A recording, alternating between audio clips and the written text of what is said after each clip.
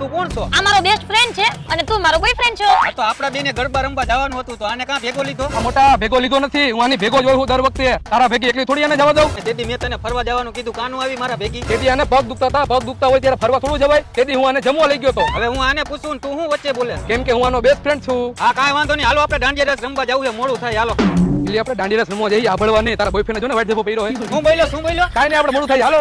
અરે આપ તો ગરબા રમવાની ફૂલ મોજ આવી ગયો. જો તો મારો મેકઅપ નથી થઈ ગયો. ના ના એમને મત છે, કાંઈ વિખાણો નથી મેકઅપ હજી. હલે તું આનો મેકઅપ જોવા વાળો કોણ હે? પેલા ઘડિયા વડિયા મારે તને કહેવાનું, હું આનો બેસ્ટ ફ્રેન્ડ છું. હલે તું મારો મગજ નો ફેરવો. એક વાર તો મારી પાસે દાંડિયા નતા ને મને પાલટી પ્લોટમાં ગરવા નો દીધો અને તમે બે એકલા એકલા દાંડિયા રમ્યા 3 કલાક. આ તો ઘરેથી દાંડિયા લઈને આવાય અને આવા વાઈટ જબા પહેરીને ન આવાય. હાલો પપ પીઝા આવી ગયા, પીઝા ખાતા આવી.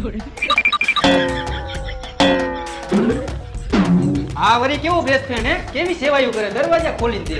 મારે ક્યાં બેહવાનું? અને બે ખુરશી ખાલી અહીંયા બેસી જા, કા પછી નીચે બેસી જા.